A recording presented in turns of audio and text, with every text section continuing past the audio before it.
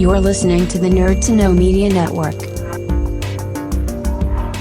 Join us at nerdtoknowmedia.com.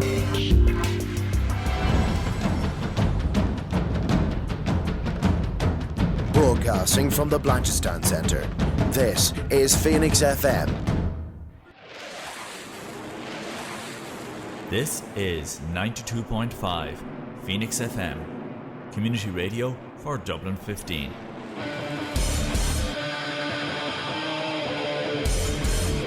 Hey everybody, it's JB Jeremy Borash, and you are listening to Darrow O'Connor on the...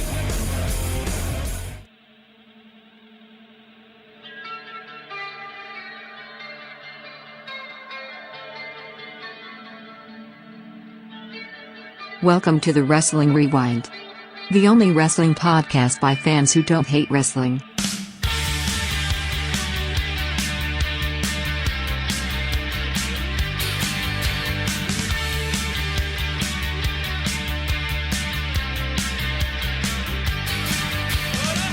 Hello everybody, welcome to Phoenix 92.5 FM. My name is Darrow O'Connor and you are listening to the only wrestling podcast by wrestling fans that don't hate wrestling. This is the Wrestling Rewind and I am not alone. I'm joined by the one, the only, the Bard of Armagh, Mr. 1-0, Martin Herty. How are you, Martin?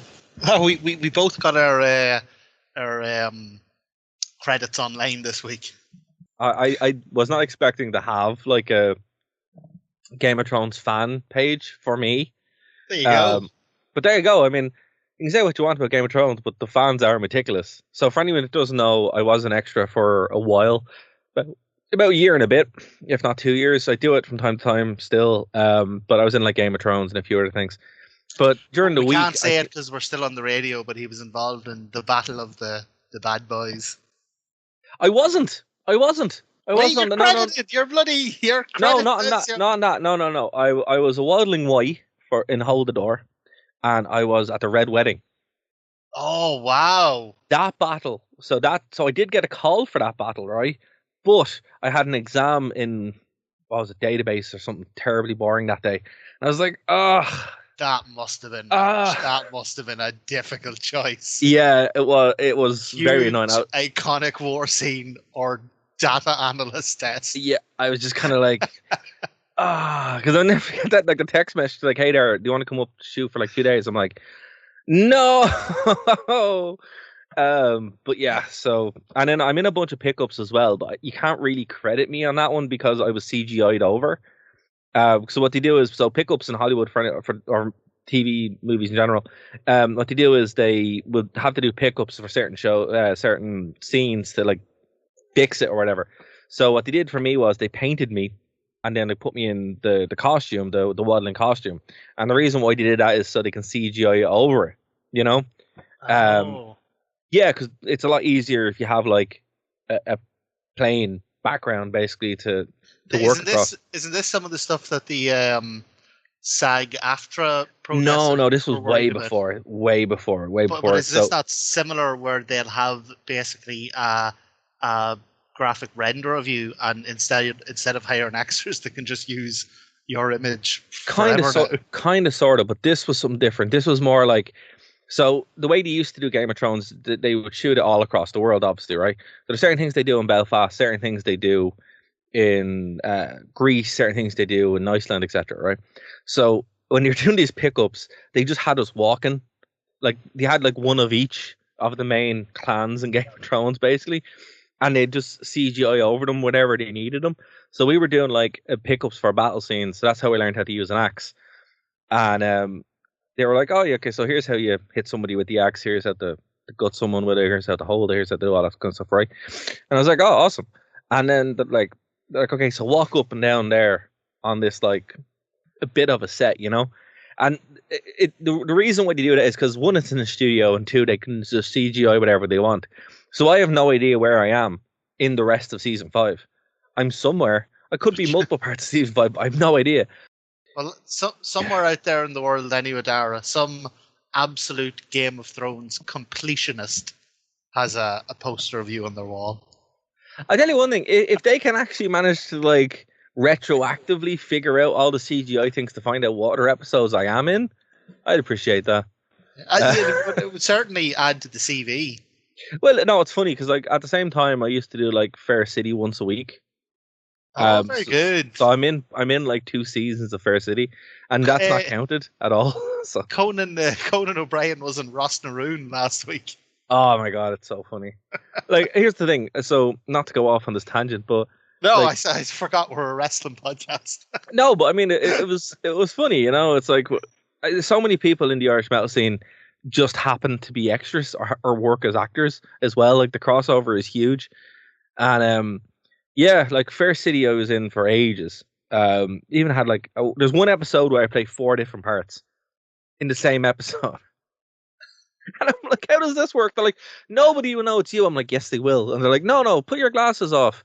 Put down your hair. Tie your hair up. I'm like, I look the same. And they're like, no, you're fine. You're fine. I'm like, Clark Kent approach. yeah, I was like, oh god, this is so there's one episode where I work in the hardware store, the shop. I'm drinking in the pub, and then I'm working in the restaurant. And the thing about it, you're just a hard-working man. You finished your shift at the hardware store, and then before you go to your second job at the restaurant, you had a quick drink. Like, come on, that's yeah, I guess so. It's just it's funny that like when I was watching the episode back, I'm like, God, there's no way they're going to put. And it's like, no, the scene is right after each other. I'm like, okay, they didn't even try. Like, this is just he sprinted from the hardware store. It's so funny.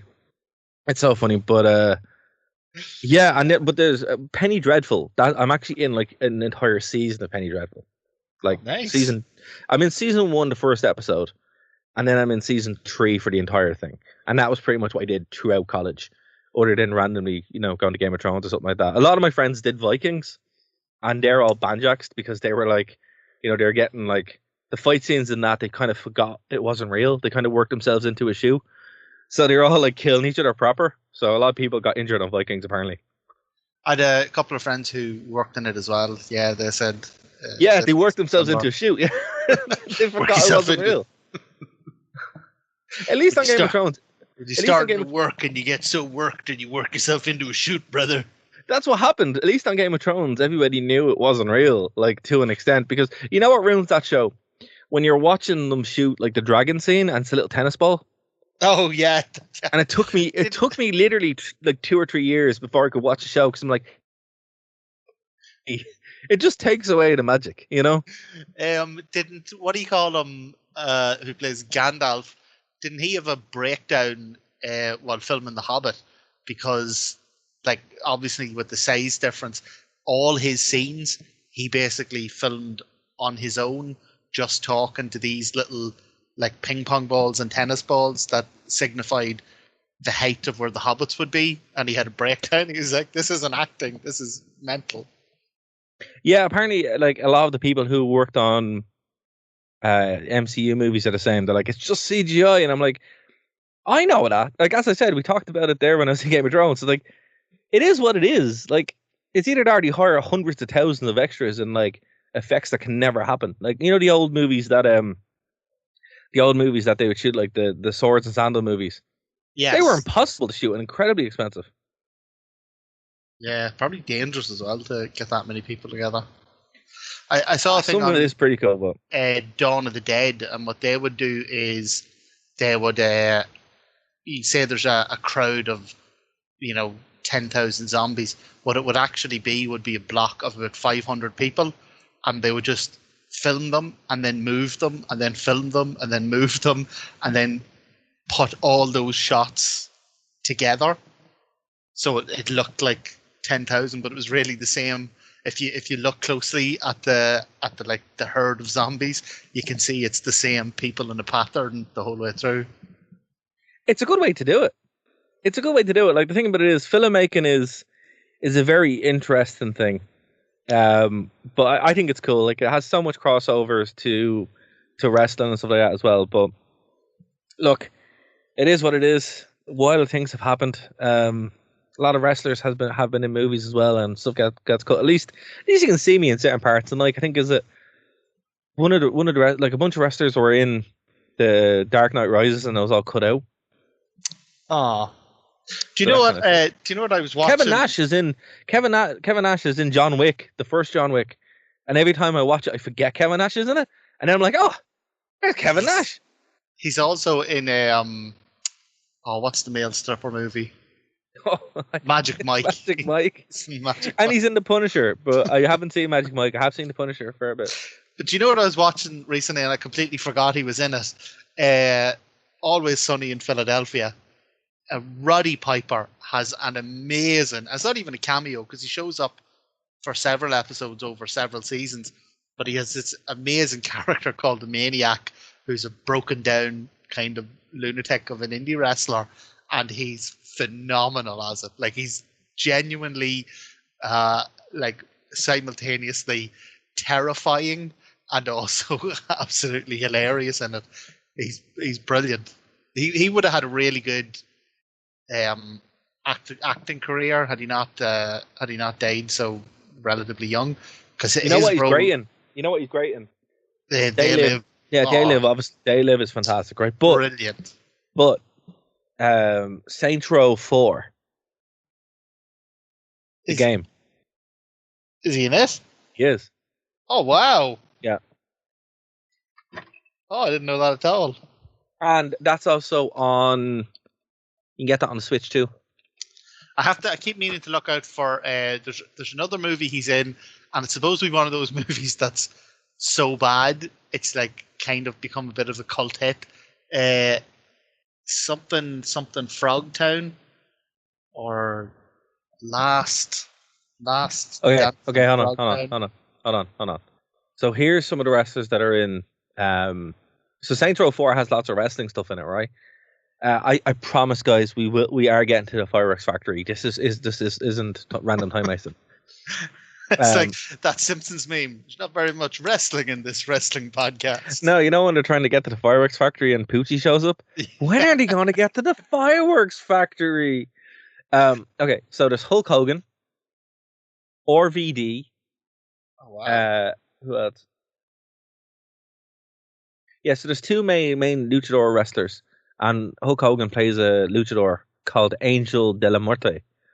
John Cena does the you can't see me taunt.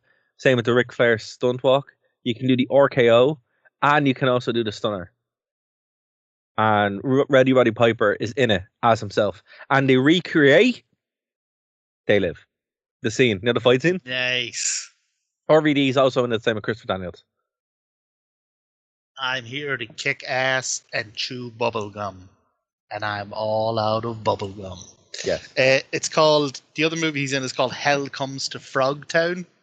So I'll have to keep a lookout for it. The other week, I don't know why this came to me, but I saw an interview during the week about the there's a guy I watch who's reviewing every N64 game. He just picks a game out he has a big thing of marbles and he picks a game out at random. And the game he had this week was WCW NWO Revenge. That's a fun game. Oh, great wee game. He did a bit of background sort of research into it. And do you know the way on the cover of WCW NWO Revenge, it's Goldberg, Hollywood Hogan, I think Kevin Nash, and Raven. And people are always like, why? Like, I love Raven, but I was like, why in the name of God is Raven on the cover of the game? And apparently it's just the guy who was hired to do the art, just a big Raven fan, and he's just like, oh, I don't care what to say, I'm putting Raven on the cover. Yes. Oh my God, I love that guy. So what a hero. He's just stuck Raven on. He's like, I'm putting my favorite wrestler on this. I don't care. You know what it is? It's like somebody who really liked Fandango a couple of years ago. Yeah. Or Serpentico or someone. Sticking them on the. Yeah. It's like, I like this random wrestler. Was he a top guy? No. I just might. You know, he put his own Buckley on there. Yes. He's like, he's my Buckley, and he's going there. Forever 2, and it's Brandon Cutler on the cover. Oh my God. Okay, so let's get into this. Wrestling. So, wrestling. Not tangential side.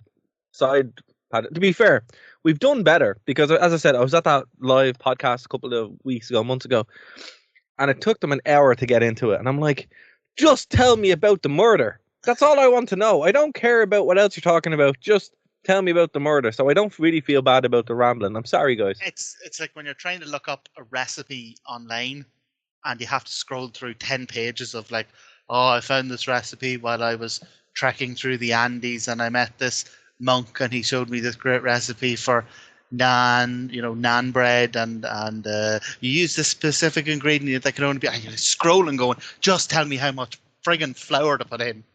I have to say, I learned to make Rogan Josh during the week. Oh, nice. Yeah, really good. And naan bread too. It's phenomenal. Anyway, so there are a couple of things we want to get through this week. The first thing is Backlash was last week. Quite a good show, I have to say. Largest gate in WWE history, which sounds weird, but apparently they made something like 4 million or 3 million at the gate. Been charging people, hysteria for that. So this was the derriere. So this was my question. I'm like, how much were tickets? So it turns out tickets were between €300 and €600. Well, did you see? I was scrolling through WrestleTix during the week, and do you know what the cheapest, like absolute cheapest nosebleed seats for Clash of the Castle? Oh, I know, it's €600 for the cheapest. Yeah, €600. Like, say what you will about AEW, but we got our Wembley tickets for 45 quid. On that though, it is a combo ticket. You get SmackDown and you get Clash of the Castle. Still, I know. It doesn't justify it in any way, but I mean that's what it's like. Look, AEW tickets were like 35 quid or something, so that was a lot better. Even going to Raw and SmackDown, nosebleed tickets for that were €35. It's like, I don't really understand gouging people that much for, like, no. My WrestleMania tickets were not cheap, but that was like on the real sale market, and it's WrestleMania. Random Cash at the Castle, I'm like, half the roster are injured, and I don't really want to see Cody Rhodes, so I'd probably leave before the main event. And they do have a habit of putting out like these. Like I don't like using terms like B shows and that, 'cause I think it's not entirely reflective of what they are. But like these shows that they do in different countries, they do tend to be, kind of 5 matches just stretched out over the length of the pay-per-view. I have to say, look, I don't put too much stock in it, but the main event did get 5 stars from Dave Meltzer. Wait, which one is this? Cody and AJ. Oh, this was at Backlash? Yeah. Right. So, I mean, look, the matches are quite good. I have to say, right, we won't talk about Backlash too much because you haven't seen it, but I will say some words on it.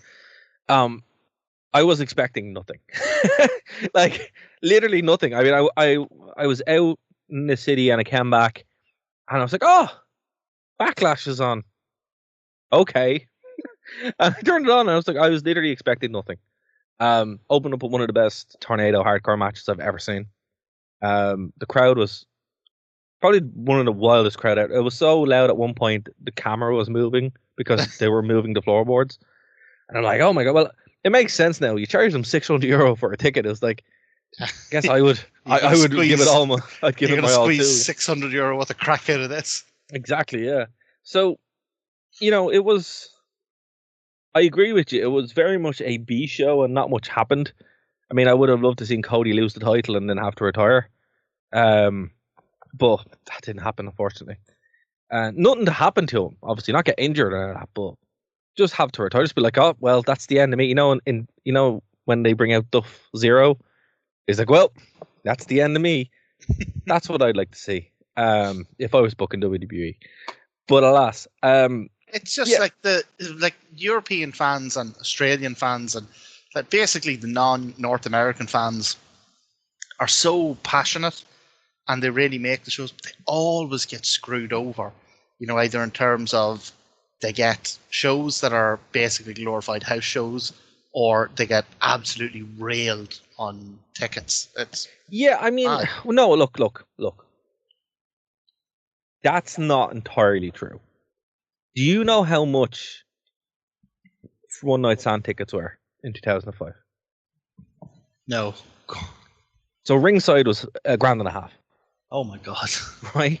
So it would be unfair to go, you're not wrong, but we got to be kind of balanced here, where it's like they will still kind of be like, oh, if you want to see it, you're gonna pay, And I don't think that's necessarily fair. Like, All In was great value, but I mean, what, 80,000 seats or something there. So they don't need to kind of get you up the wazoo, but like, you know, if you're going to go for ringside or something like that, they probably would be that expensive, you know? Oh yeah, like my seats were 200 and something. Yeah, but that's what I'm saying. Like, it's, you know, the nosebleeds are a great option, and I genuinely prefer them. But even still, for my WrestleMania tickets, it was not €35, No. you know? 35 euro for a beer.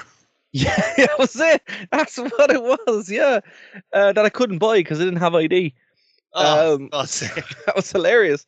But yeah, so look, I get what you're saying, but at the same time, I think it's kind of to whet the appetite of WWE to be like, look, if you bring these shows over here, you will get a big gate. I mean, if they did Wembley, they'd sell a Wembley out, right?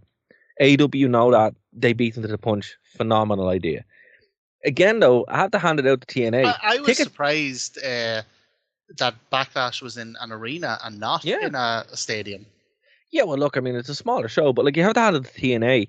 Their tickets are always consistently well priced. You know, no matter what show you go to, they're always like very affordable, and that's their market. They know what's going on. Not anymore. Not now that they have the #1 best-selling artist in the country. Oh, can you imagine? Yeah, well, like that's. I'm glad people are starting to believe in Joe Henry because, you know, we have for a very long time. Long time. We did the TNA show last week on the pay-per-view Rebellion, and we were talking a lot about Joe Hendry and, you know, obviously him going for the singles chart with his song I Believe in Joe Hendry. And the very next morning, I had to get up at 5 a.m. and drive down home and help me brother and me dad clear out this old house. And we were 7 or 8 hours just pulling out walls and fittings and bags and bags and bags of rubbish. And I swear to God, I could have killed you because for those 7 hours, I believe in Joe Hendry was just on a loop in my head. Oh, it's so good. It's so good. But the thing about it is, it's such an earworm that, like... It is. I don't know. It's great. Like, him and LA Knight just... That needs to be a feud at some point. Even if it's a Forbidden Door kind of cross-promotional thing. I'd love it. It's just made. They're made for each other. I have to say, I was watching a really good thing, though, during the week. It was the Golden Lovers and Apollo 550. So, James Truepenny knows who the Golden Lovers are, and I only know who they are because we watched a bunch of matches in them, but that was Kenny Omega's tag team. Yes. And Apollo 550 was Finn Balor and his tag team partner. And my God, what a tag team match. I really want to watch Japanese wrestling now with Finn Balor and Kenny Omega. I did a show with James a lot of weeks back where we did an old All Japan women's show. Yoshi Wrestling. Love it. From like 1990. It was amazing. There's a bunch of like early Asuka matches where she's just wellying into people. But the main event is a cage match with the Bull Nakano and I can't remember. She's a really famous Japanese wrestler. Can't remember her name anyway. But it's Bull Nakano and this other one in a cage match anyway. And these two brutalize each other in this cage. Nakano climbs to the top of the cage, and off the top does a leg drop into the ring. It's mental. But she ends the pay-per-view kicking the door of the cage open, and her fists are like covered in blood, and she's holding up her bloodied fists and screaming out into the crowd. And I'm sitting watching this in my sitting room at about 2 a.m. I'm 15,000 miles away from where it happened, and it happened 30 years ago, and I am stood up screaming, ready to die for Bull Nakano. Oh, it was amazing. Well, current year Hall of Famer Bull Nakano. Yeah, and weirdly, I didn't know this. Apparently, after she finished wrestling, she just like lost like half her body weight, became a professional golfer. You don't need the spiked up blue hair for hitting the links. No, absolutely not. Bull Nakano's phenomenal. But anyway, saw that randomly on Instagram. I was like, oh, need to do a show with James. So James, come on, we want to do a show with you. That's my big plug. But okay, so that's Backlash covered. Cody Rhodes was very boring. Man, I hate Cody Rhodes. I really do. Do you? Yeah. Like what you should do is I tried to get over it, and I'm like, God, I hate him. I hate his face. And the current run isn't helping. No, I mean, and the best part about it though, like every week it goes on, everyone's like, "Geez, Cody Rhodes so boring." I'm like, I know, isn't he? And they're like, "This is terrible." I'm like, I know. I kind of told you that was going to happen. There is a way around this, though, Martin. There is a way around this. He's not going to do it. he wouldn't do it in AEW. He left AEW rather than turn heel. So no, don't be silly. That's crazy. What he does is he gets injured, right? In storyline, obviously, and then they show on the Titantron like someone breaking, and then stars just appear. He comes out, main event Stardust. I saw a gif of him doing his Stardust. Apparently, he did his Stardust pose at the Backlash match. I might have missed that, but what I'm saying to you is, if he did, they're planting the seeds. Can you imagine main event Stardust? He has that belt, and it becomes like the Stardust belt. That's what they need. That would be amazing. Take WWE to the next level. I'm telling you. You know, I mean, because Goldust obviously was never going in the main event, particularly in the Attitude Era. But I mean, Cody's already there, and he's boring as all hell. I mean, I would rather watch Paint Dry than watch Cody Rhodes wrestle. I'd rather do anything else than watch Cody Rhodes wrestle. You know, but Stardust on the other hand, you're like, wow, that's a talent, you know? Well, so, like we said last week, I want to be sports entertained. And then right now I'm not sports entertained. Well, like we said last week, they basically have Cody lined up for Rock and Reigns again confirmed. That's been next confirmed. Year. Yeah. But they have nothing in line for him until then. So there's a long way to go before we get to WrestleMania next year. So you never know what could happen to kind of fill the time. So I'm playing a lot of SmackDown versus SmackDown. No, not SmackDown. 2K14, 2024. And whenever you play so have you played the recent one? No. When's the last one you played? 14, I think. Oh, okay. So you haven't played any of the 2K games. I really don't like those games that are just every year they just come out with a new update and it's basically the same game with a couple extra. That's not fair. I'll be honest. That's not fair. To do that. Yeah, no, they don't do that. I mean, they could just do like, it's not FIFA. You know, it could just be DLC. FIFA, NHL, Madden, NBA. No, at least with the 2K games, they do trying to add stuff. You know, so this year was War Games, where they did War Games fully, and it is pretty cool. But the season mode that they have, where you have to create a wrestler and bring them up through NXT or whatever. So I'm almost finished it now as the male, and I'm happy to the female one. But I've also done the second male playthrough because the game glitched out. It turns out the R-Truth, there's a glitch in it I discovered where if you set it in a certain way, R-Truth becomes like a mega character where you just can't get a pinfall on him. And I was having a match that went on for half an hour. I just could not pin R-Truth. I hit like 17 finishers. He was red everywhere and bleeding and everything. And I was like, why can't I pin you? And it turns out that if the sliders are slightly off, he just becomes invincible. So R-Truth becomes like Gogeta from Dragon Ball Z. Just can't beat him. And you're like, okay, that's annoying. So there you go. There's a glitch I wasn't expecting, but the point I was making, there are some like crazy storylines in those games that they could actually do, and Cody is a big part of it. But my God, he is so boring in that game. He's so boring. Like, is everyone just like, you know? Remember that show Punked with Ashton Kutcher? Yeah. Is everyone just like trying to punk me? Is that what it is? Nobody actually likes Cody Rhodes, right? No, I honestly think he's the new Cena. He's there for the kids. That's who he's there for. But the kids can't be that stupid. I'm sorry if that offends anyone, but there's no way. I mean, like, at least with Cena, he was strong. Like, Kids Cody popped for Cena for like 10 years. Yeah, but Cena was strong. Cena looks like a superhero. I mean, if you slightly touch Cody the wrong way, he's on the ground crying. Like, Cody's not. He doesn't look like a wrestler. He looks like someone taking tickets at Disney World. You know what I mean? I mean, look, Hulk Hogan makes sense. He looked like a superhero.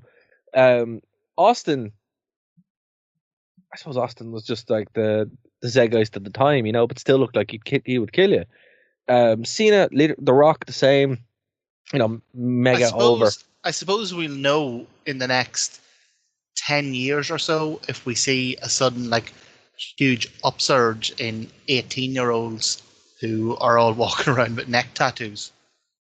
Oh God! Then we'll know. Cody was over with the kids. Yeah, but look. I mean, why? I don't.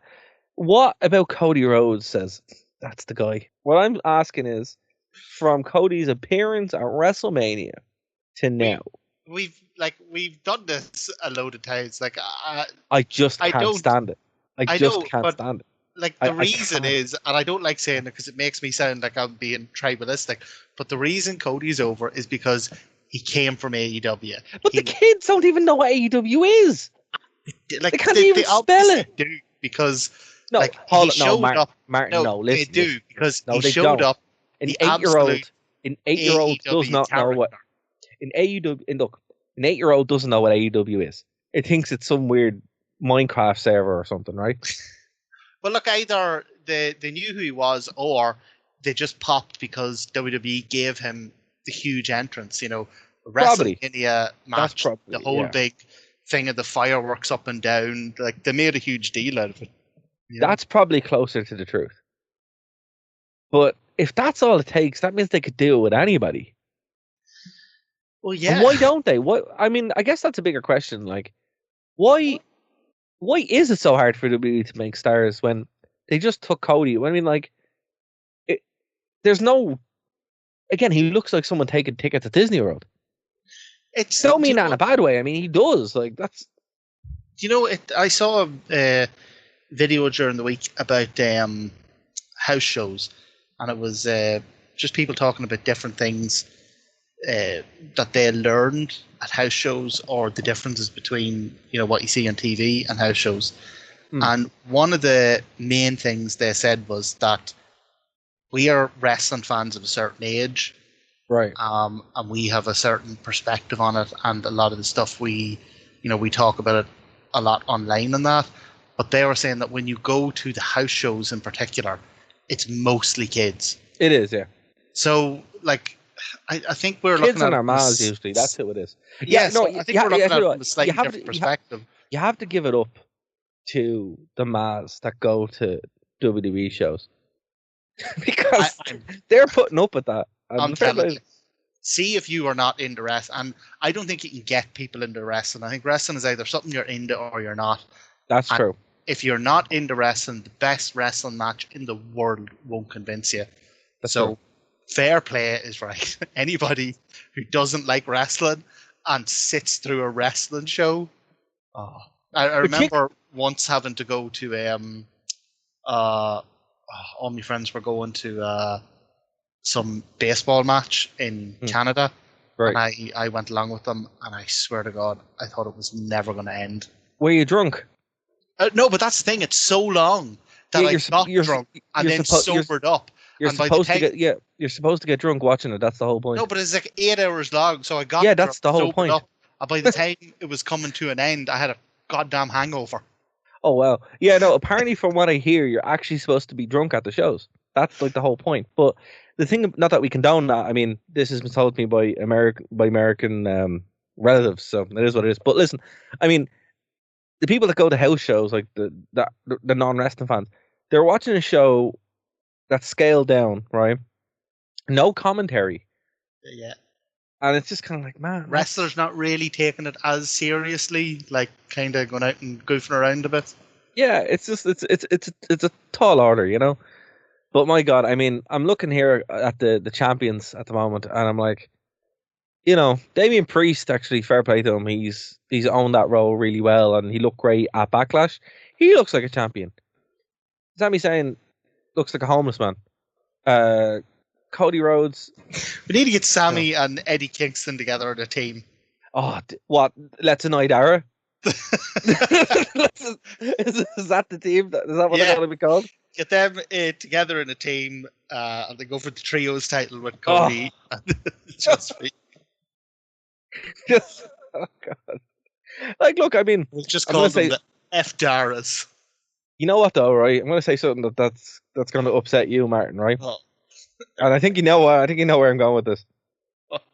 If they wanted to get over with the kids, and if that's who the demographic is that they're going for, they already have the biggest draw for that age group you could possibly ever imagine.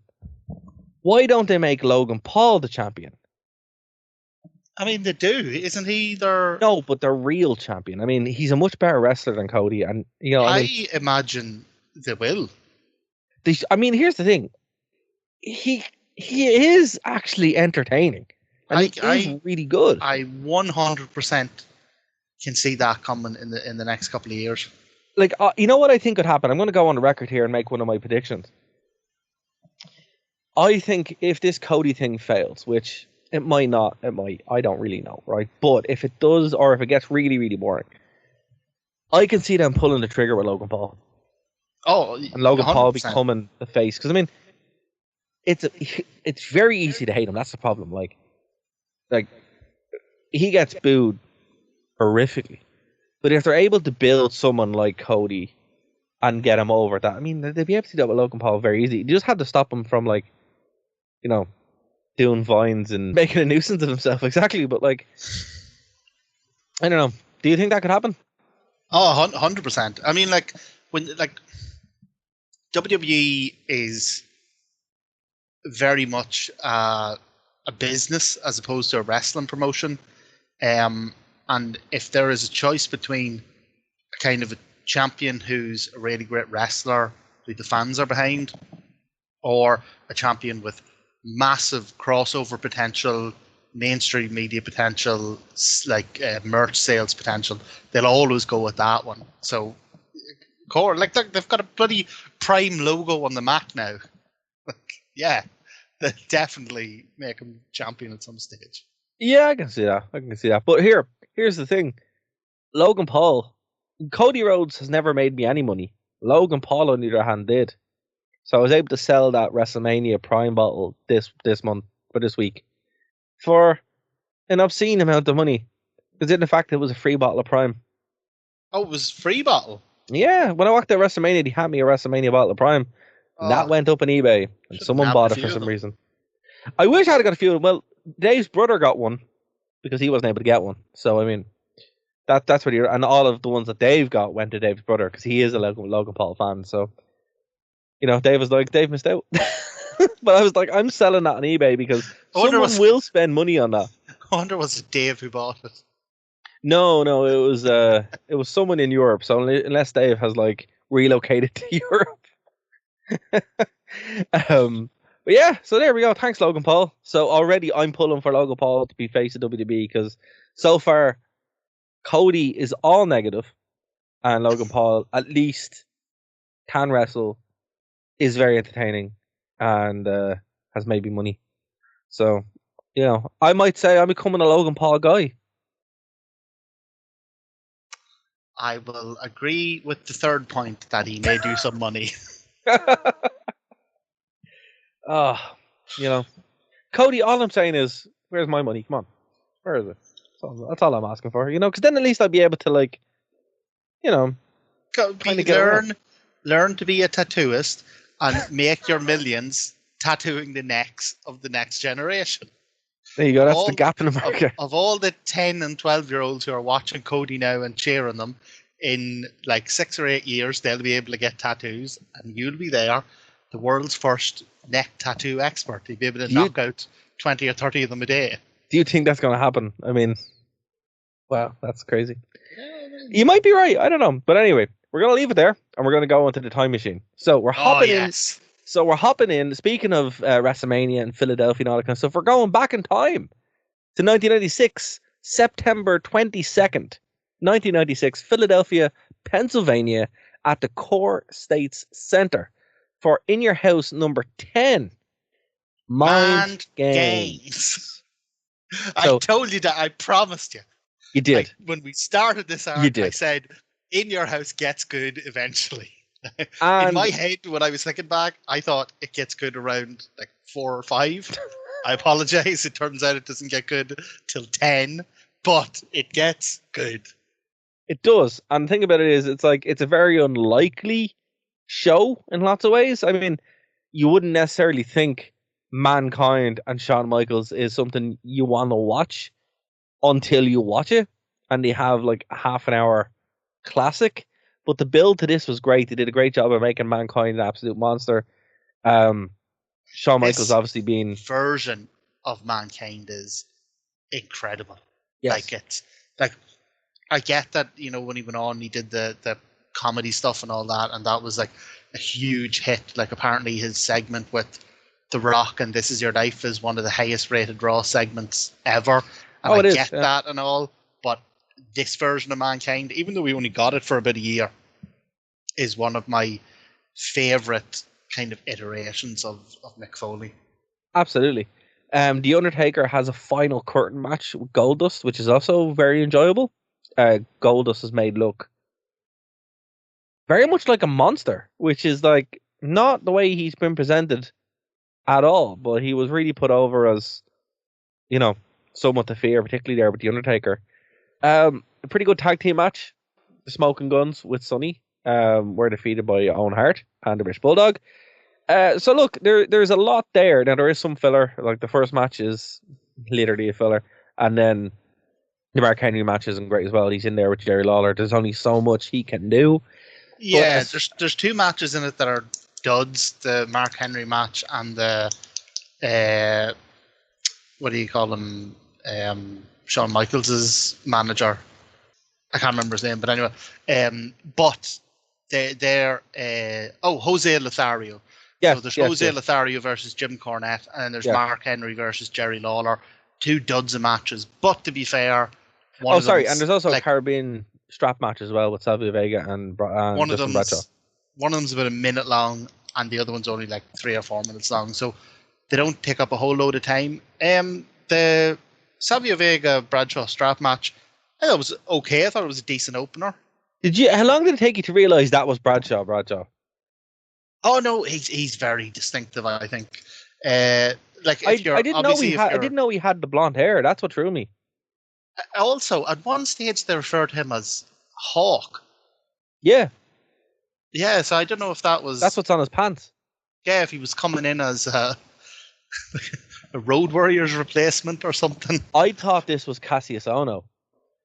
Oh yeah, he kind of has that body shape. Yeah, he looks like Cassius Ohno. That's what threw me completely, because it was the blonde hair, the beard, and just his body shape. Just like that look does really nothing for him at all. But yeah, I honest to God thought that was Cassius Ohno, like time traveling to do the strap match with Savio Vega for some reason. So come here, Bradshaw versus Savio Vega strap match is the opener. Yes. What do you make of WWE's take on the strap match that you have to do this thing where you touch the turnbuckles? I don't like WWE strap matches. I think it takes a very, very specific kind of wrestler to be able to do them. I don't think it works in WWE. I don't think it's ever really worked in WWE. The bull rope match does work a lot better when they did it, because they could hit them with the bell. Get really satisfying. Exactly, yeah. Like, but a strap match, it's and just you kind can of sit there watching it and do your best Christopher Walken impression and go, more cowbell. I'm gonna need more cowbell. But I think the dog collar match works a lot better. And the reason why, because with a strap, you're just kind of hitting them with the strap, and it's not as satisfying, obviously. Obviously, for the lads working the match, it's probably, they're like, I'm still being hit with it. I don't care what I'm being hit with. It still hurts. But it's not even the satisfaction of the blood, that is what you'd want. Yeah, it's not even the strap that bothers me, or I think you can have a decent one. It's this, instead of just having it be a match where the two guys are tied together, they have this thing where you have to walk around the ring and touch the four turnbuckles to win. It's also called it's also called a 4-corner match as well. Yeah, I think that adds a whole load of faff to the. No, I mean it's less satisfying than a pinfall. I will give you that. But it works for this kind of basic opener, but it's not as satisfying as a good like AEW dog collar match, or anytime they've done it in the indies where it's like they're tied together, they're still wrestling, but like you don't do it with the bull rope match either. That's just a straight match. Well, the other thing that makes this opener stand out a bit is that about halfway during the match, we notice that sitting in the front row of the audience is half the ECW roster. Yes. And Sandman stands up and spits beer into the face of Bradshaw. Yes, he does. So there's this is part of the. Yeah, this is one of the first ECW exposure to the mainstream WWE outside of like a Raw. I think Jerry Lawler was in ECW at certain points as well around this time, so it's definitely what's funny about ECW. Everyone's like, no, they were completely separate from WWE, and they were their own thing. It's like, no, they weren't. Yeah, they were basically owned by WWE for years. Yeah, did it turn out in like the past couple of years, even before obviously WWE bought them, that basically Vince was bankrolling the whole company. thing, the whole thing. But I mean, when you think back, and it makes so much sense. They were on TV all the time, and the talent would just show up, or there'd be. It was always so easy for ECW guys to go to WWE. It's like, of course, it makes all the sense in the world. But I just can't believe they never did a full kind of invasion angle, because they could have done a really cool version of because Vince didn't make it. That's why. Well, yeah, I mean that's the reason. That's the answer. That is the reason. Did you ever see the Ring of Honor CZW? Yes. Crossover? Yes, I did. And it worked as an invasion angle, not just because there were two companies, but there were two companies with such different philosophies. Like Ring of Honor is obviously all about honor, and then CZW was your hardcore kind of garbage wrestling. You could have done something like that with WWF, and that's what ECW. I thought. That's what I thought the TNA or the Impact Wrestling AEW thing was going to be. So look, it is what it is. I mean, we can still hold out hope and stuff like that, but I do think the Forbidden Door setup is the closest thing you get to that, where you have the AEW guys going against top New Japan.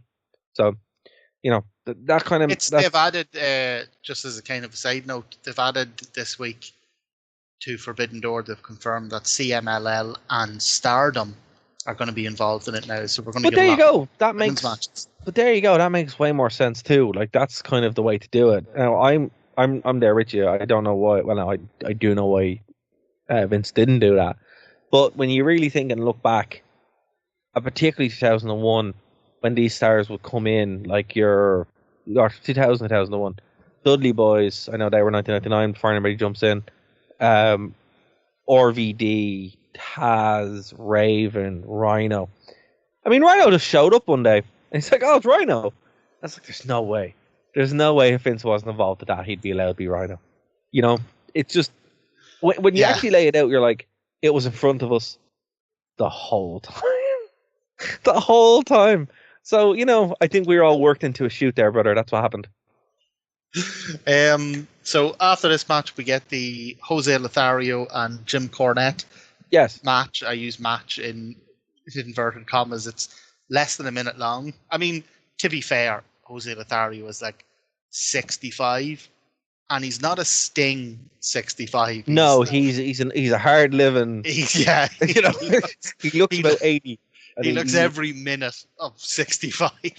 But I didn't really like Jim Cornette as far as I didn't listen to his show. I didn't really know, but I like Jim Cornette a great deal. You know, I have to credit him with the Cody thing for Okada. Love it. I'm stealing that and using it. I love Jim Cornette. I think he's great. I didn't expect to ever like Jim Cornette because I mean, before I listened to a show, I just remember him like this, just getting battered and randomly appearing in WWE shows and then disappearing and showing back up like different versions of the Midnight Express. He always had like different people in the Midnight Express for some reason. That's what I remember as a kid. Like in my head, when I think back when I was like 8 or 7 or whatever, the Midnight Express would show up every 3 weeks with different people in it. So that's my memory of Jim Cornette. Him and his tennis racket he used to use. It's like the least effective weapon. It really is. It really is. So yeah, and he'd always hit with the bouncy part of it, not even like the edge of it. So the match wasn't very good, but you know what was funny? When you went to like the super line, and then there's Mark Merrow, Brock Lesnar's wife, Sonny, and Farouk still wearing the helmet for what was he? He was like the gladiator or something, wasn't he? Oh yeah. I was like, I don't think we've seen him on camera with that. Like, I know that was a dark match for later on in the night, but I don't think we've seen him actually as the gladiator wrestle yet on this show. We've just seen him wear the headgear and bury hillself. But my God. I'd say before we get to that match, there's actually a really great promo here with Pillman, Owen Hart, and they bring out Austin, and Austin does one of his iconic, if you put the letter S in front of Hitman, you have my exact opinion of Bret Hart. Great line, and great line. Just one of the best feuds, leading to one of the best matches. Just, I don't know, whenever I saw this, it kind of got me really excited. Like, it took me back to that feud and that WrestleMania match, and yeah, I really, really like that. It's funny though, a big old dose of nostalgia there. It's funny though, because it's the only thing that Austin and Pillman do on the show. They don't do anything else. They just go off. Yeah, and then they'd, I mean, obviously they'd have their own thing later on with that Raw segment that got them in loads of trouble. But it's funny that like I do think the time to do something with Austin and ECW would have been good there, like on the show, to have some kind of interaction. They just didn't. Yeah, it would have made sense. But again, look, I suppose with wrestling, you kind of have to merge your long-time booking and your long-time plans with, opportunities that just kind of appear out of the blue. And absolutely. I enjoyed the Mark Henry segment where he's just gone around doing stuff in Philadelphia. And I mean, the Liberty Bell is cool. Like, I've actually done all that stuff, and it is pretty cool. Like, Philadelphia is a lovely city, so that made me happy. You're not the world's strongest man. No, but that made me really happy as someone who really likes Philadelphia. It's like, yeah, it's really cool. It's a lovely city. Guys, go to Philadelphia. It's the best city in, like, I'm sorry if you're from anywhere else in the States, but it's my favorite city in America. I think because like a lot of people think New York is like the place to go. It's like I actually like Philadelphia a lot more than New York. But yeah, it's always sunny in Philadelphia. Well, yeah, every time I've been there. Do you know what? I feel as we've been doing this In Your House arc, I feel like I've seen Owen Hart and the Bulldog versus the Guns about 800 times. Yeah, but this was a decent enough match. So hold that thought. Because, guys, we have to pack up here for the radio show. We'll be going over to the podcast. Oh, so brilliant. Just in time for me to talk about Sonny. So if that would entice you to go over to our podcast, which you can find on the WrestlingRewind.com. We're going to go full WCW 2000 commentary on it. Just... You can find it on nerdtoknowmedia.com. You can also find it on the True Penny channel. Guys, our show is free. Always. However, if you want to support us, Martin, how can the good people support us? Well, you can hop on to our Patreon, or you can get on the WrestlingRewind.com link tree, and it'll take you to our Patreon, where, don't worry, we know times are tough and people have different levels of income, so we have different levels of tiers of support. We do. So you can throw us an X-Pac Euro, nice wee handy X-Pac Euro, and if you weren't aware of what X-Pac is shouting at the start of his entrance theme, if you didn't know that it is in fact make some noise and not some variation of X-Pac. And I'm afraid to tell you that you owe us an X-Pac euro. It's just the rules. It's just the way it is. It's just the X-Pac tax. Yeah. We have multiple tiers then like that, and they go all the way up to the golden, the elite, the tip-top tier. Tip of the iceberg. King of the mountain, if you will. The king of the mountain. The rennet tier, which is tenor spelled backwards. But if you sign up to the rennet tier, you can send us your legally distinct Bookly list. We'll discuss it on the show. If you're free for a phone call, we might even get you on the show to have a crack about it. Can't do better than that. You're also going to have to find a space in your home, somewhere prominent, clear the wall, maybe set some sort of nice decoration around it, because you're going to need somewhere to mount your handwritten Wrestling Rewind letter personally for you backwards. I mean, if that's not going to be a place to, tell the grandkids about, I don't know what is. It does come with the disclaimer, do not read the letter aloud backwards. It may inadvertently summon demons, but you leave it up there. It's going to be a thing of beauty. There we go. So guys, if you want, put it directly across from a mirror. Put a mirror on the other wall, and you'll be able to read it both ways. There you go. And you know what? It's always a conversation starter. You can bring it places. You can show people it. You can take it to wrestling events for some reason because people take belts there. Yeah. I mean, so guys, if you want that, if that sounds appealing, please go over to the wrestlingrewind.com, which is a link tree. Takes you to all our social media, which we update regularly now, which is great because I just didn't do that for literally years. So we do that now. Also has links to our email where you can, suggest things for us to talk about, and it will take you to our Patreon. We're here every Tuesday on Phoenix 92.5 FM. We will see you on the podcast, and if you're listening to us on the radio, we'll see you next week here on Phoenix 92.5 FM. See you later, guys. Keep our lip. You have nothing else to do on a Saturday? Do you like nerd things? Now check out Nerd to Know Basis here on Phoenix 92.5 FM, 5pm to 6pm, and then head over to nerdtoknowmedia.com for all of our shows as part of the Nerd to Know Media radio network. Thank you for listening to a Nerd to Know Media production.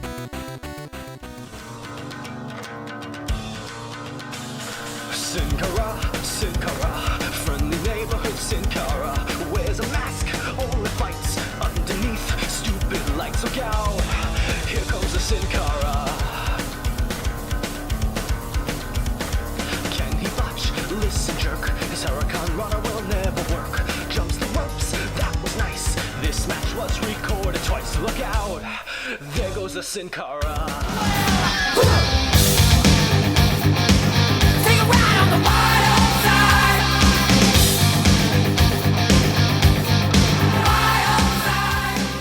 Alright guys, welcome back to the wrestlingrewind.com, the True Pain channel, and nerdtoknowmedia.com, where you get our show for free for always. And of course, come on, give us an Xbox Euro. We could use it. We really could. Here's the thing, Martin, right? People bringing belts to the shows. Now, I don't know if I told this story at WrestleMania. So the whole time at WrestleMania, and Dave will verify this, I was like, the belts are silly. Why would you buy a belt, right? I was like, man, there's no way you're going to bring a belt with you. I mean, come on.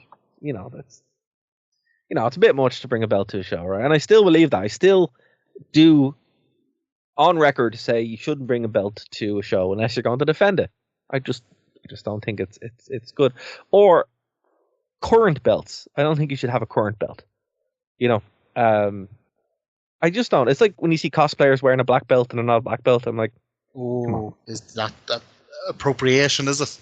I think so. Yeah. Like I was at a convention a couple of years ago, and the guy was wearing a black belt, and I noticed it was actually his black belt. So I'm like, okay, that's fair because it had his name and stuff on it. I was like, okay, that's legit. It's not one he bought in Elvery's or something, It bugged me when I was younger when ripped jeans came into fashion. Oh. So I was like, I'm a farmer and all my jeans are ripped because of barbed wire. This is some bullshit. This is some bullshit. Paying twice as much to have some fucking designer put perfect ripped jeans. Do you know where jeans really get ripped? Across the arse. That's where they get ripped. There you go. So yeah, so the whole time I was like, oh no, and then I went to WWE World and I ran into a friend of mine, Michael. Shout out to Michael. And I was like, oh no, man, I'm not going to buy anything, unless you have the European title. Ha ha ha. No one ever has the European title. Sure enough, they had the European title there, so I did actually buy that, and it's one of my favorite purchases ever. But at the same time, mine is also signed by Dakota Kai for no real reason. One of the greatest European champions of all time. Of all time. And I just think it's entertaining that she had no idea what the belt was, which was funny. She obviously is not from Europe, and it just makes no sense, and I love it. So, and it's all thanks to Dave's brother, because I was standing in line just randomly talking to Dave's brother while he was waiting to meet her. And then this guy comes over and is like, all right, everybody, all 4 of you can go and meet her. We're like, what? All 3 of us can go meet her. We're like, huh? And then Dave shows up, he's like, do you want to meet Dakota Kai? You're like, yeah. Don't really know how that happened, but there we go. So, WWE World, ladies and gentlemen, it's a fun time. That's awesome. I'll tell you what, though, the European title is one of the nicer belts. It's a beautiful belt. I mean, I have a new appreciation for it because I didn't realize the little globe is actually Europe. Like, it actually is actually a depiction of Europe. I was distracted by the flags all the way across it. Yeah. I was like, wow, they actually put an awful lot of thought into this. It's such a horrible shame that the belt just went to being a complete joke. And you know what? I'll say this. I think it's a nicer belt than... and it could have actually been a bit more prestigious than the IC belt.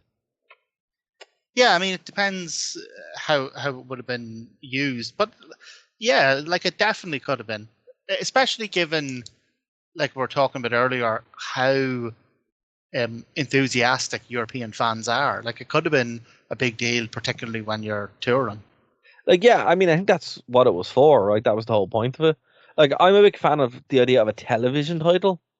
I think they've done it. Like, I think that was always a cool idea. WWE never did it, but like, I do think that's a cool way of doing it. And they kind of have it now with the speed, where they're like only defending it on like Twitter, which I think is funny. I mean, but that's just for anyone who's confused. That's matches that they put on Twitter. It's not like an online argument. And the winner gets the belt. The winner gets the belt.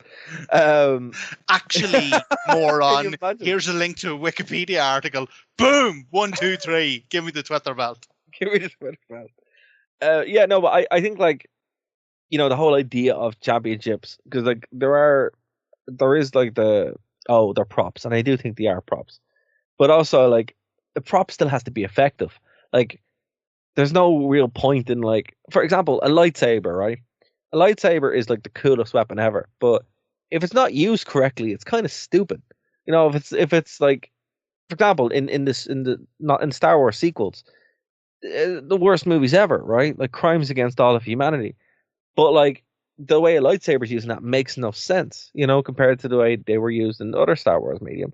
So yeah, fair enough. A prop is a prop, but it needs to actually serve a purpose. And because wrestling does flirt with the whole it's a sport as well, it should actually mean something. All these belts should have a point to it, right? Right? Oh, 100%. Yeah. I don't buy as much into the view of them as props. I think depending on how they're marketed, how they're defended, I think that they can still be more than that. Oh, that's fair too. But that's genuinely fair, yeah. But no, it's definitely a fair opinion. I was going to ask, did you ever see the episode of Rick and Morty where Morty wants a lightsaber, so Rick makes him like an accurate but working lightsaber? No. And Morty drops it, but he drops it directly down, so it just keeps boring through to the center of the earth. Oh my god. But that's it. Like it's important to kind of like, I think that's why there's the argument to be made for the way a belt is done, the way a belt brings. Because I mean, a belt can't elevate someone. The person needs to elevate the title, and we've seen that. When you kind of drop it to someone, they're not great. Like the belt can kind of drop down, but it's just a shame that the European title like really suffered from that. Like really, really suffered from. Oh, we just don't care. It's like, oh, that's a shame.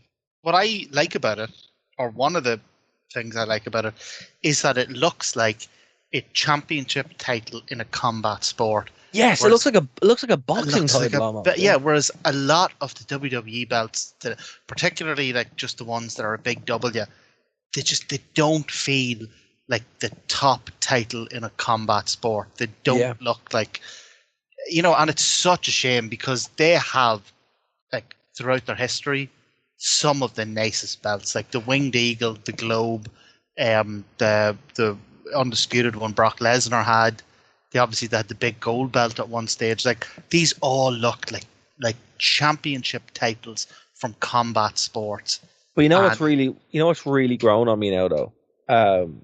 The first Universal title, not the blue one. Yeah, is it one of the big W's? It's the big W one, right? And no. I mean, you're not wrong. I do agree with you, right? But whatever it is about that blue design, it just seems to work. It's the only one where I'm not like, I just think I think it just takes you back to a time before Cody was in WWE. Yeah, maybe, but at the same time, it's like because it's the WWE universe. It's of that. That's what the champion is. I mean, that makes sense. Kind of, sort of. I can go along, and I do actually kind of like it, but the big W as the standard, I'm just kind of like, oh, yeah, I don't think it really makes an awful lot of sense. Well, it just strikes me as a corporate marketing tool, which is what it is, and that's fine. Yeah. But don't expect me to receive it then as a championship title, Yeah, no, I mean, like, I would much rather, like, I think the Edgy Dare designs are great. Like, I really like the Intercontinental belt from then is fantastic. Yeah, the one, but the one that like the 1999 one, that's my favorite IC belt. I think that's like the skinnier one. That's really cool. And the one before it actually, is quite nice. I love the early 90s one. The Bret Hart Ultimate Warrior, Mr. Perfect one. Yeah, the one that Cody actually did bring back. Oh yes, that's right. Yeah, he brought it back at one stage. I thought he was gonna, when he won the title, I thought he was gonna maybe do something with maybe carrying a version of the belt that his dad never won.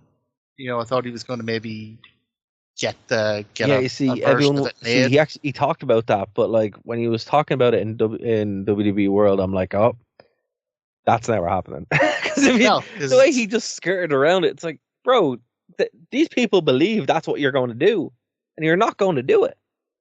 They all worked themselves into a shoot, brother. That's what happened. You got to be careful with these carnies. They will. They'll take it to the cleaners.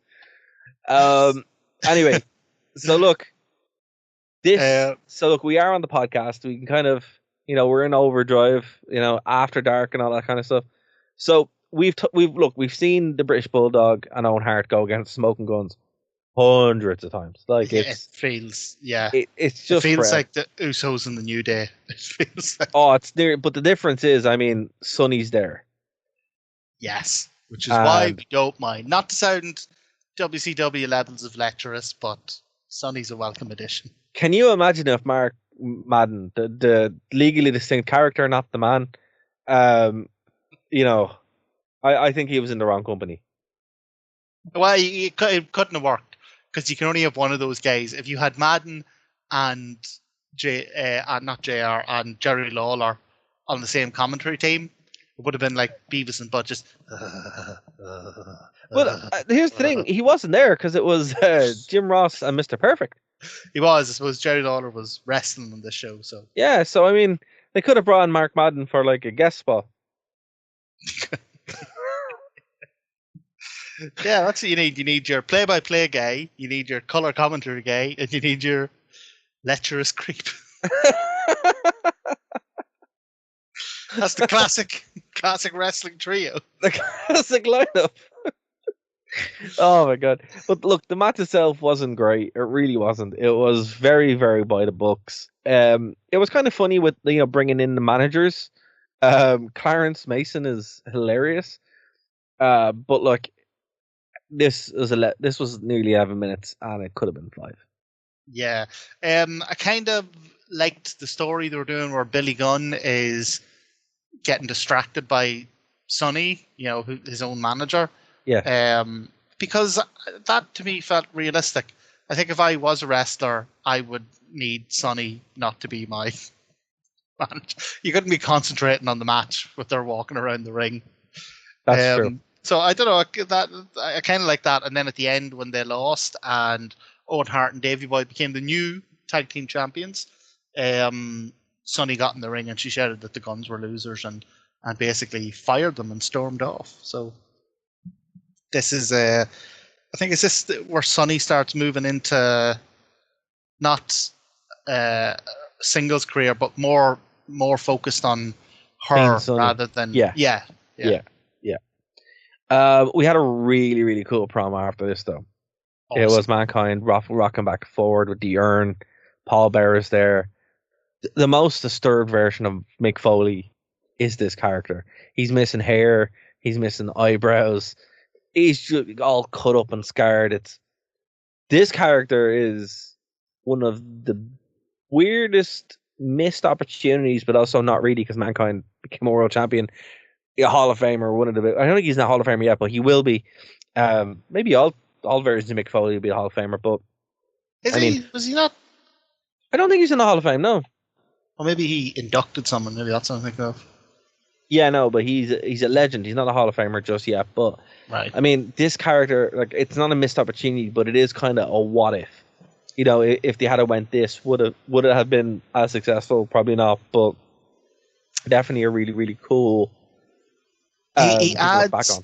Like we're kind of 1996 here. We're on the very, very precipice of the shift into the Attitude Era, and like you can see people in the audience, like when we get to the main event, you see them not really sure at the start, but get more and more into the match as it goes, because they haven't seen a character like Mankind. Like they obviously have the Undertaker and Kane and all that, but a character that really takes the creepy, spooky, like deranged stuff to like the next level, but also the type of match he does, really hard hitting, really vicious, very stiff style of wrestling. You can tell that this audience haven't seen it before, and the reaction to it is huge. And you'd have to imagine that Foley played at least some part in shifting WWF at the time towards the Attitude Era. Absolutely. The next match, Mark Henry defeated Jerry Lawler. It really wasn't very good. None of this was good, but it was made up for it by The Undertaker defeating Goldust in a final curtain match in about 11 minutes. So we said about the tag team matches, 11 minutes could have been 5. This was 11 minutes of well-spent bell-to-bell action. Goldust, for the first time, looked like he was something to actually take seriously. Yes. Marlena looks great. I mean, she is a real asset, and I mean that in a real way. I mean, she adds so much to the Goldust character. She's fantastic. She's so good, especially when she's there in that gown with the cigar. Yes, it's such a cool. It's a cool addition that I didn't either pay attention to as a kid or wasn't aware of to the same extent, because obviously, like, she would be away when we went into the Attitude Era, so she wouldn't be away, but she wouldn't be with Goldust. Her role was replaced by the Blue Meanie, which doesn't have the same impact. I'm just going to say it there, but I'm shocked how well these guys work together in the ring, where Goldust and The Undertaker are actually just killing each other in this match. And, it's very, very good. Obviously, The Undertaker's out in there without Paul Bearer, so he is kind of has to put up with Marlena slapping him and kicking him, and it's a lot of fun. There's enough fun going on in this match that there's something for everybody, really. Oh yeah, there's even a great spot where The Undertaker lifts Marlena up, and you can see, normally so stoic the way she is, she's afraid of nothing. You can kind of see that begin to crack a wee bit when The Undertaker lifts her. 100% agree. I thought this was a really cool, hard-hitting match, really heavy slams, two guys throwing big bombs, but also two huge character wrestlers. And also, it's the first appearance of Goldust as a weapon. Yeah. Oh, yes. Yeah. Literally, Yes. Goldust to the eyes. Which, I mean, here's the thing. It's glitter, and I would go mad, because glitter goes everywhere. So I would legit be like, dude, that wasn't cool. They'd actually win the match, because you'd be like, fuck this, I'm going home. I would be like, we have crossed the line here.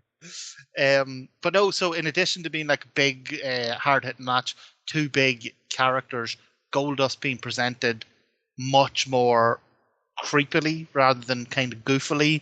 Yeah. He comes off like someone who, like, okay, you get why he does what he does. He doesn't. It's like the whole point of the Goldust character kind of being like a pervy sex pest. Yeah, it's kind of to push a 90s kind of homophobic button.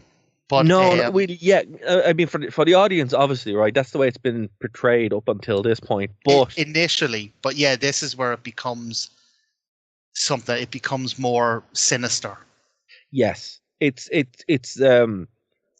really is a credit, because up until this point, it's been to push that and to wind up the audience and stuff like that. But now it's like, oh, he's doing this to really mess with the opponents. And Melina really helps that as well. Games. Huh? Playing mind games. Yeah, so it actually really, really works in. And it's like, did The Undertaker deserve to win this one? I mean, probably not. But at the same time, it was a huge push that would have been for Goldust. Yeah, it probably would have made Goldust actually a main eventer. But at the same time, this is probably what Goldust was set up. This is probably what Goldust was brought in to do. I'll be honest with you. He was brought in to do this job to The Undertaker. Yeah. I'll tell you what, the other thing, my God, I don't know if it was he perfected it in later years, or maybe in later years he just didn't want to hurt guys or what, but the early to mid 90s Undertaker's tombstone was fucking terrifying. Like, he fully dumps lads down on their head. Like, it's a tremendously convincing move in the 90s. But I mean, he's got to put someone in those caskets, right? Yeah.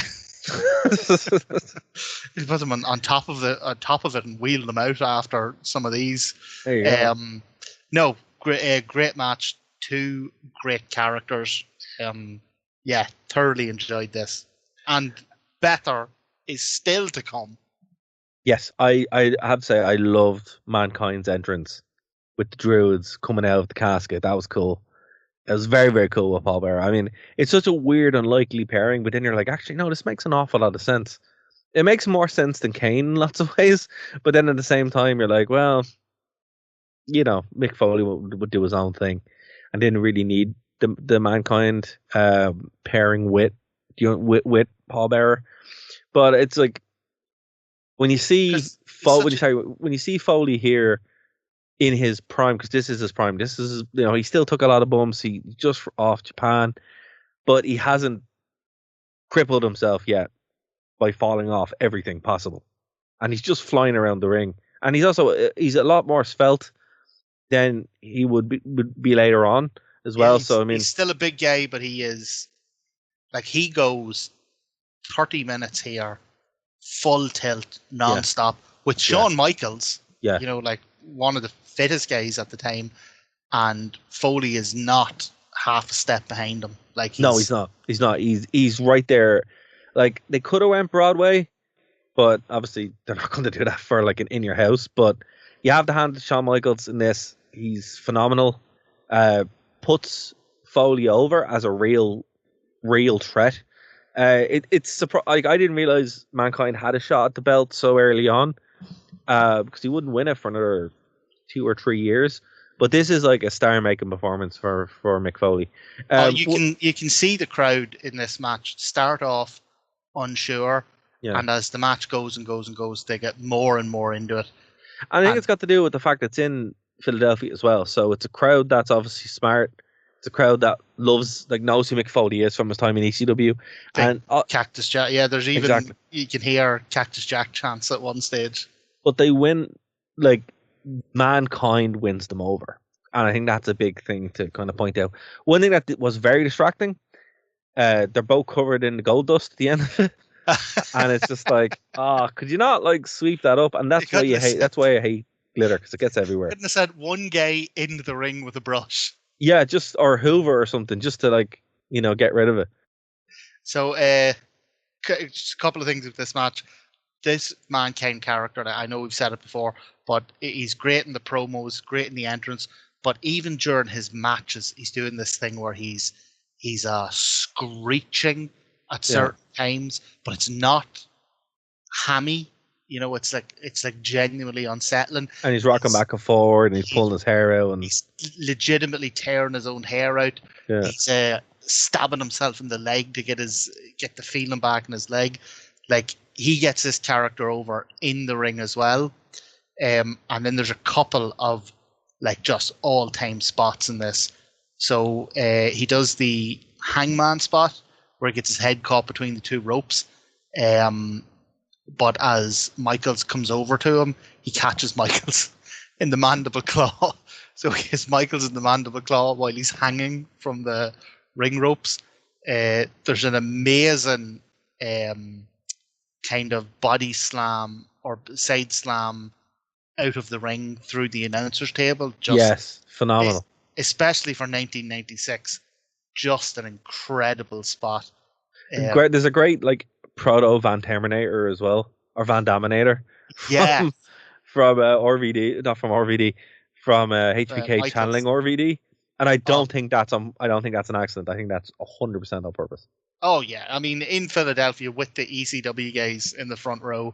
Yeah. But yeah, so Foley's climbing the ropes with a chair, and while he's doing that, Michaels runs and jumps on a chair of his own and kicks the other chair in Foley's face. Brilliant. Loads of cool stuff outside the ring. I always love Mick Foley's elbow drop from the apron to outside the ring. Yes, phenomenal. So look, this how is one he of the never broke his hip is beyond me. It's one of the best matches you can see of this year. One of the best Mick Foley matches you'll probably ever see. The ending of it is kind of disappointing. It's a smosh fest. It's overbooked. That's the Shawn Michaels obviously wins, but look, this would be you got your money's worth. If this had a clear finish, I think you'd be talking about one of the best matches ever. Certainly one of the best WWF matches ever. And even though the ending does kind of spoil it a bit, it's not by much. It's not by much because whenever Vader runs in and then Paul Bearer bonks Michaels on the head with the urn, you're like, ugh, stupid DQ spot.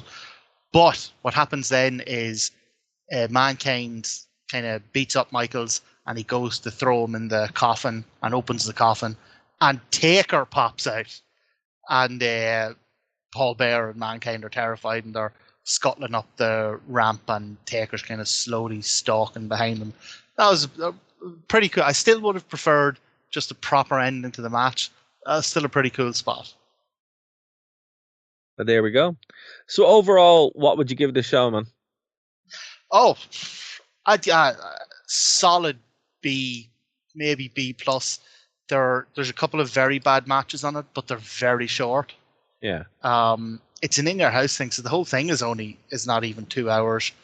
But you're talking Goldust, Undertaker, definitely worth watching. Couple of the really cool promos, Austin promo, the Mick Foley promo, and then of course that main event is just incredible. Like it's really good. Look, if you haven't seen this show, it's on the network. A lot of these matches have actually been on different DVDs. This is a three, I would even say 2 match card really. Undertaker and Goldust and Shawn Michaels and Mankind. I think they are even free on YouTube. So I'd say definitely watch those. The whole show, it's about an hour and a bit, just under 2 hours. But I would agree with you. Look, it's a really a two-match card, but by God, those two matches are worth your time. The Mick Foley, Shawn Michaels match is, as you said, I think, without the ending, I agree with you. I think it probably would have been one of the greatest matches of all time in WWE. Absolutely. Yeah. But look, it is what it is. It's really cool to see Mick running around like that. It's very, very good. And it does kind of mark, I think, the entrance into the Attitude Era. We very, very, very much are there now. Austin's been Austin. So I'm looking forward to the next one. I think this run, while it started off exceptionally Martin, it really did. But we've already covered the next one. I mean, we covered the next one with the lads from That's Cell what I was Games. about to say. We don't get to do the next one because we've already done that. But I will link that up for anyone who hasn't captured that. But our next one that's kind of in the series really is In Your House, It's Time. And that doesn't look as good. No. So, yeah, that doesn't look as good. Just opened it up here, and Psycho Sid's on the cover, so that's not. The tagline is the sharpshooter versus the power bomb. So I'm already here. Now, what a test for the Hitman! Can you get a decent match out of Psycho Sid? Well, look, not only that, there's also a match with the Executioner. So I'm gonna go out on a limb here and say that I don't think we're going to enjoy the next In Your House nearly as much. And it's as a pity because Buried Mind Games and then Buried Live. Oh, killer! Great shows. That's back to back two excellent Mind Game shows. This one, look, I haven't seen it yet, so we'll not judge it, but it does seem slightly retrograde. A little bit. But we will get to that. Obviously, that's going to be next in the time machine, folks. We will re-update the one with Cell Games because that is a fun show. We had a really good time doing that. The show itself actually is really good too. Yeah, those lads are great crack. They absolutely are. And if you haven't checked them out, do go over and check out Cell Games. They just released a new single as well, so now's a good time to do it. Is there anything you want to plug before we wrap up here, Martin? Yes, I recently got myself an air fryer. Oh. I have avoided it for so long because people talk about them and blah blah blah, and you're like, yeah, it's just an oven. Just but now you're a believer. It has changed my life, Dara. I can't get over how much I love my air fryer. I wake up, I spring out of bed in the morning, going, "What can I air fry today?" Well, there we go. So he believes in the air fryer. I've joined the cult. Well, I believe in Joe Hendry, so that's what I'm plugging. Go over, check it out on Spotify, buy the thing, give him all, buy his T-shirt. That's what I'm plugging. I'm plugging Joe Hendry. Buy the single, keep him at number one.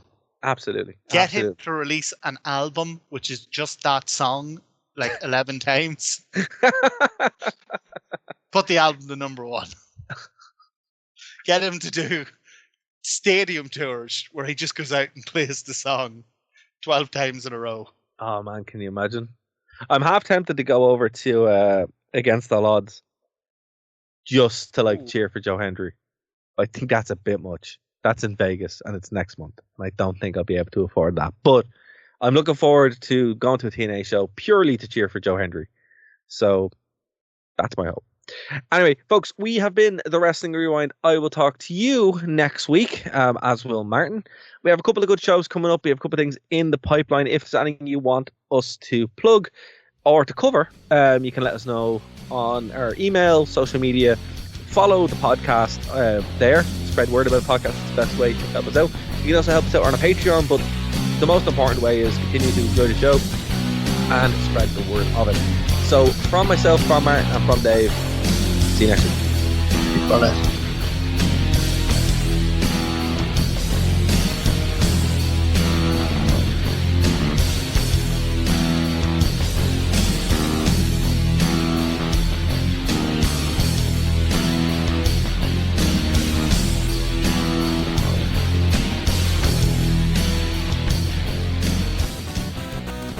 Thank you for listening to a Nerd to Know Media production.